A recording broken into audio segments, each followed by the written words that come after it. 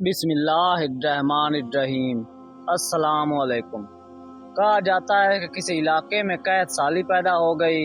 اس قحط سالی کی لپیٹ میں نہ صرف انسان بلکہ چرند پرند سب اس کا شکار ہو گئے۔ مویشی مالکان بے حد پریشان تھے۔ اس دوران ایک مسجد کے مولوی نے جمعہ کے خطبے میں نہایت یقین کے ساتھ یہ بات بتائی کہ اللہ کا نام لے کر یعنی بسم اللہ پڑھ کر دریا کو حکم دیا جائے تو وہ بھی نافرمانی نہیں کرتا۔ خطبہ سننے والوں میں ایک چرواہا بھی موجود تھا۔ مولوی کی یہ بات اس کے دل میں اتر گئی اور اس بات پر اس کا یقین کامل ہو گیا۔ اس نے واپس آ کر اپنی بکریاں کھول لیں اور سیدھا دریا پر چلا گیا۔ اونچی آواز سے بسم اللہ الرحمن الرحیم پڑھا اور دریا کو کہا وہ اپنی بکریاں چروانے کے لیے دوسرے پار جانا چاہتا ہے اور اس سے کہا کہ مجھے اپنے اوپر سے گزرنے دے۔ یہ کہہ کر اس نے اپنی بکریوں کو لیا اور دریا پر چلتا ہوا دریا پار کر گیا۔ دریا کے دوسری طرف کا علاقہ گھاس سے بھرا ہوا تھا۔ درختوں کے پتے بھی سلامت تھے کیونکہ کسی کو یہاں تک آنے کی رسائی نہ تھی۔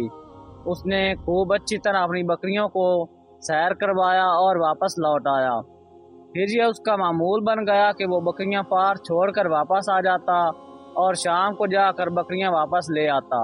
اس کی بکریوں کا وزن دگنا چگنا ہو گیا۔ لوگ چونک گئے اور اس سے پوچھا کہ وہ اپنی بکریوں کو کیا کھلاتا ہے۔ وہ سیدھا سادہ اور صاف دل نوجوان تھا۔ اس نے صاف صاف بات بتا دی کہ جناب میں تو بسم اللہ الرحمن الرحیم پڑھ کر دریا پر چل کر اپنی بکریوں کو دوسری طرف چروانے کے لیے لے جاتا ہوں۔ یہ بات سب نے سنی مگر کسی نے اس چرواہے کی بات پر یقین نہیں کیا کیونکہ یہ ناقابل یقین بات تھی۔ مگر بات ہوتے ہوتے مولوی صاحب کے پاس پہنچ گئی۔ مولوی صاحب نے اس چرواہے کو بلایا اور سارا ماجرا پوچھا۔ اس چرواہے نے مولوی صاحب کو ہی حوالہ بنا لیا کہ مولوی صاحب میں تو آپ کا شکریہ ادا کرنے والا تھا۔ آپ نے جمعہ کے خطبے میں جو نسخہ بتایا تھا کہ بسم اللہ کہہ کر دریا کو بھی حکم دو تو وہ بھی انکار نہیں کرتا، تو میں تو بس آپ کے نسخے پر ہی عمل کر رہا ہوں۔ مولوی صاحب حیرت سے اس کے چہرے کو دیکھتے رہے۔ مولوی صاحب نے کہا بھائی صاحب ایسی باتیں تو ہم ہر جمعہ میں کرتے ہیں، فقط ان کا مقصد لوگوں کا ایمان بنانا ہوتا ہے۔ مگر بکریوں والا ڈٹا رہا کہ میں تو بس بسم اللہ کہہ کر پانی پر چلتا ہوں اور بکریوں سمیت پار چلا جاتا ہوں۔ آخرکار مولوی صاحب نے صبح خود یہ تجربہ کرنے کی ٹھانی۔ اسے دیکھنے چرواہے سمیت پورا علاقہ بھی آ گیا۔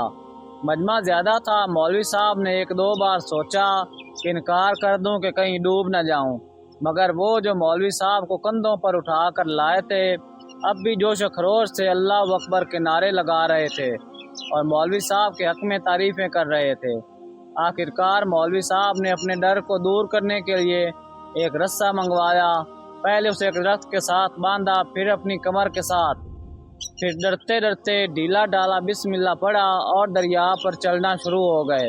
مگر پہلا پاؤں ہی رکھا تھا کہ پانی میں گر گئے۔ مولوی صاحب ڈبکیاں کھانے لگے اور پانی کے بہاؤ میں بہنا شروع ہو گئے۔ لوگوں نے کھینچ کھینچ کر باہر نکالا۔ مولوی صاحب کی حرکت نے چرواہے کو پریشان کر دیا کہ مولوی صاحب کی بسم اللہ کو یہ کیا ہو گیا ہے، کیونکہ اس کا یہ روز کا معمول تھا۔ اس کے اپنے یقین میں کوئی فرق نہ آیا۔ اس نے بسم اللہ کہہ کر بکریوں کو پانی کی طرف اشارہ کیا اور خود ان کے پیچھے چلتا ہوا پار چھوڑ کر واپس بھی آ گیا۔ لوگ اسے ولی اللہ سمجھ رہے تھے اور اس کے حق میں نعرے لگا رہے تھے، مگر وہ سب سے بے نیاز سیدھا سادہ انسان تھا۔ وہ مولوی صاحب کے پاس پہنچا اور کہا مولوی صاحب میں آپ کی بسم اللہ کی تعریف سے کافی پریشان تھا، مگر پانی پر چلتے ہوئے مجھے آپ کی بسم اللہ کی بیماری کا پتہ چل گیا۔ اس چرواہے نے درخت سے بندھی رسی کی طرف اشارہ کیا اور کہا مولوی صاحب یہ ہے آپ کی بسم اللہ کی بیماری۔ آپ کی بسم اللہ کی برکت کو یہ رسہ کھا گیا۔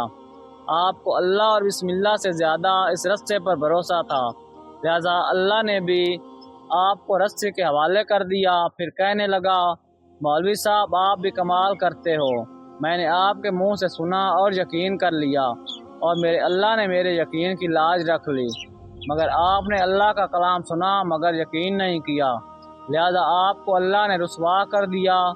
محترم عزیز دوستو، یہی کچھ ہمارا حال ہے۔ ہماری نمازوں اور دعاؤں کا حال بھی یقین سے خالی ہے۔